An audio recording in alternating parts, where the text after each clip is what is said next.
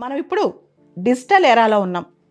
Digital ఎరాలో ముఖ్యంగా social మీడియాలో ప్రతి ఒక్కళ్ళు కంటెంట్ ప్రొవైడరే, ప్రతి ఒక్కళ్ళు కంటెంట్ జనరేటరే.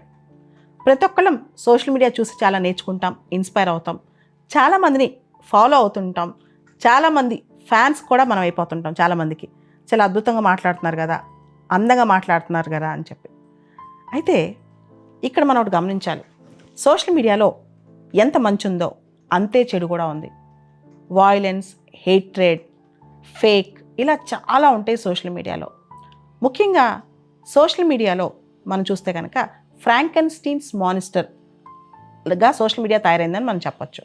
ఫ్రాంకెన్స్టీన్స్ మానిస్టర్ అంటే ఏంటి అంటే, ఒక ఫ్రాంకెన్స్టీన్స్ అని గ్రేట్ సైంటిస్ట్ ఉంటాడు. ఆయన చాలా కష్టపడి యాంబిషన్తో ఒక మాన్స్టర్ని తయారు చేస్తాడు, ఒక పెద్ద క్రియేచర్ని తయారు చేస్తాడు.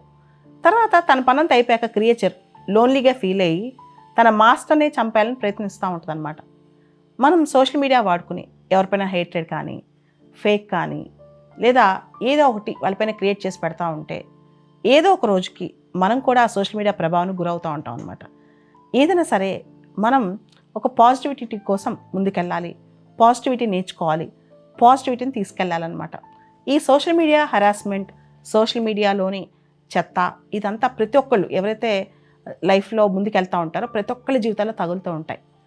అయితే ఇక్కడ ఒక క్వశ్చన్ ఏంటంటే, ఒక మనిషి పని చేసుకుంటూ వెళ్ళినప్పుడు, ఏ వ్యవస్థలో వాళ్ళతో ఉన్నా లేకపోయినా, ఆ మనిషి ఆ పని మీదే ఫోకస్ పెట్టినప్పుడు, ఒక ప్యాషన్తో ఒక పని చేస్తున్నప్పుడు, అంటే ఏదో టైంపాసు లేకపోతే పైపైన కాకుండా నిజంగా 100% మనిషి మనసా వచ్చే కర్మన తను ముందుకు వెళ్తూ పని చేసుకుంటూ వెళ్తుంటే ఎంతోమంది సోషల్ మీడియాలో మనపైన హేట్రెడ్ కానీ, దుష్ప్రచారం కానీ చేస్తూ ఉంటారు. అవన్నీ పట్టించుకోకుండా ముందుకెళ్ళాలి. అప్పుడే మనకి నిజమైన సక్సెస్ వచ్చింది అనమాట. ఎవరికైతే నిజంగా టైం ఉంటుందో, ఎవరికైతే నిజంగా కష్టపడతారో వాళ్ళు పాజిటివ్ కంటెంట్ క్రియేట్ చేస్తారు. ఎవరైతే లైఫ్లో పాజిటివిటీని ప్రమోట్ చేస్తారో ఖచ్చితంగా వాళ్ళ జీవితంలో ముందుకెళ్తారు. నేనైతే నా జీవితంలో నేర్చుకున్న నీతి ఇదే. మనం పోరాడుతూ వెళ్ళాలి, మన పని మనం చేసుకుంటూ వెళ్ళాలి, మన ఫోర్స్తో మనం చేసుకుంటూ వెళ్ళాలి, మన కష్టంతో మనం ముందుకెళ్ళాలి. మనం ఎంత రగిలే జ్వాలతో పని చేసుకుంటూ వెళ్తే అంతగా ప్రపంచం ముందుకెళ్తుంది. నా జీవిత లక్ష్యం ఒకటే. నేను ప్రతిరోజు ఎంత మేరకు కష్టపడగలనో అంత మేరకు కష్టపడతాను. నాకు సాధ్యమైనంత వరకు వర్క్ చేస్తాను. నా జీవితం చివరి వరకు ఇలానే పోరాడుతూనే ఉంటాను. ఎవరైనా సరే మంచి కోసం ప్రయత్నించండి, మంచిని పెంపొందించండి. మనకున్న నాలెడ్జ్ని, తెలివితేటల్ని మన పర్సనల్ లైఫ్లో కానీ సోషల్ మీడియాలో కానీ మంచికి వాడండి. మన ఎదుగుదల మనకు సక్సెస్తో మనకి రావాలి, మన కష్టంతో మనకు రావాలి. ఇతల్ని హేట్రెడ్ ప్రమోట్ చేస్తూ, ఇతల్ని హేట్రెడ్ చేస్తూ, ఏదో అబద్ధాలు ఇతనిపైన ప్రచారం చేస్తే కనుక అది ఎంతో కాలం నిలవదు.